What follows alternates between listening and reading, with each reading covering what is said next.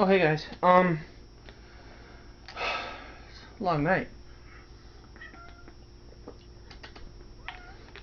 Anyway,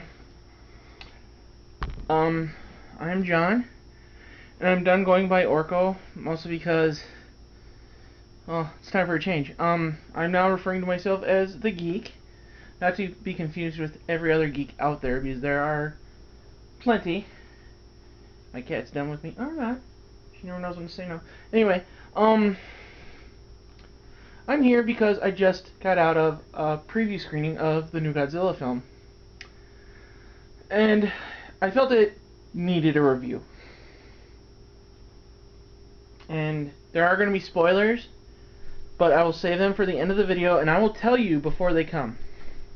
Having said that,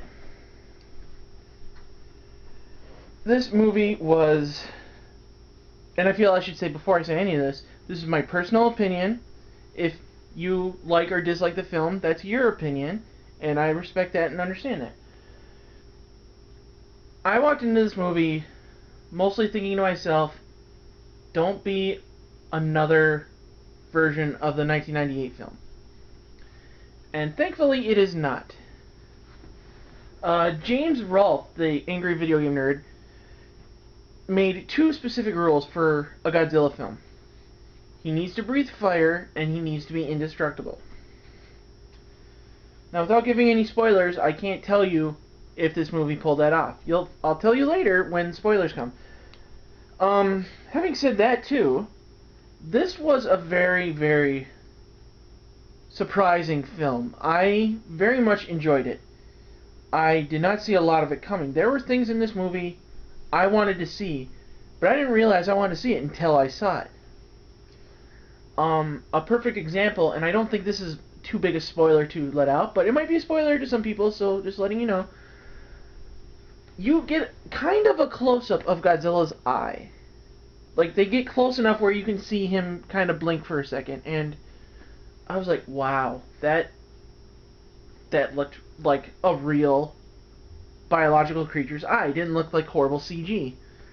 And this whole movie was a very big surprise. I mean, everybody going into Godzilla expects to see a giant monster or giant monsters tearing up, adding tons of property damage, and this movie delivered in that account. This was an incredible film. Being a big Spider-Man fan, I hate to say it, but I enjoyed this movie more than I did Amazing Spider-Man 2. And I admit I'm a big Godzilla fan too, and I was waiting for this film. It blew me away. And here is the point where I'm going to start giving spoilers. So, if you don't want to hear any spoilers, just stop this video right now. If you're done with listening to me today, thank you for listening. I will talk to you later. Now, spoilers. And I'm going to try not to keep my spoilers light.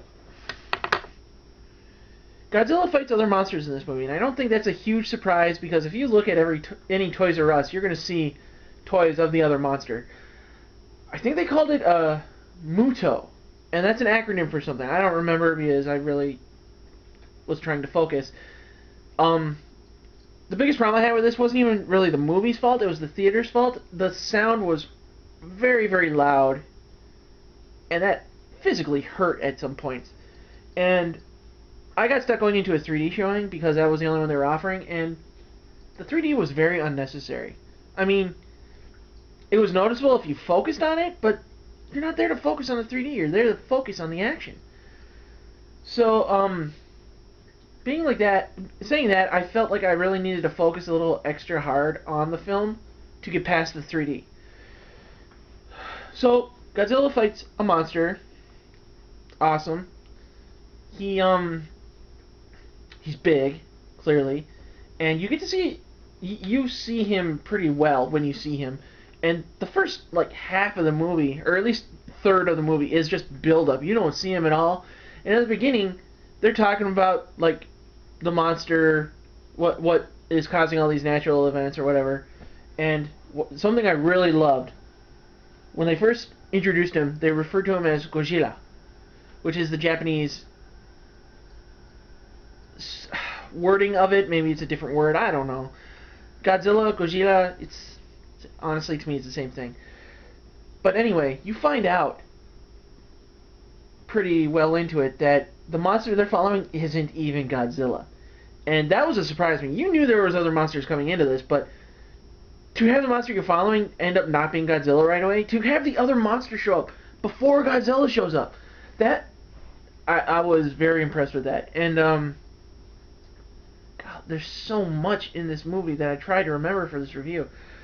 There's a scene where the main character and Godzilla actually face to face, and I was expecting something in an earlier Godzilla movie where the guy's like, yeah, you're my buddy, and Godzilla just blew him away with the atomic breath. This didn't happen here, and I think I know why.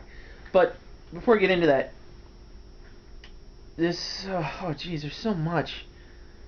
There was spoilers light.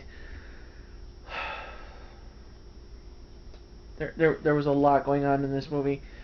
The biggest thing I noticed, and I don't know if this is a good thing or a bad thing, they really pushed the idea of Godzilla being a good monster. And yeah, both monsters are going to cause property damage. You probably accidentally kill people en route.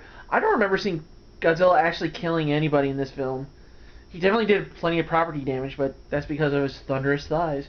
And at the end of the movie, there's a scene where he gets up and people are cheering for him, and the news report actually says something along the lines of "We like you, Godzilla" kind of thing. I'm not going to say what it is, I'm not going to say where it is, but it felt out of place for me.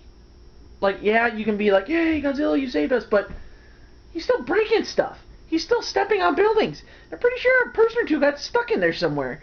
Why are you cheering for this guy? I mean, yeah, he saved the world and everything from a bigger problem, but he's still a monster. And I don't know. I don't go after him. I understand that part, but it was surprising. And I honestly felt it didn't need to be in there. And there's one other thing. I'm trying to think. Oh, one thing I should point out: you don't need to wait for the credits to roll. There's no end secret ending. There's nothing in there for that, so don't worry about that. What else happened in this? I'm trying to replay the movie in my head. I feel like there's more, and I know I'm forgetting something. Maybe I'll do another review when the movie actually comes out. But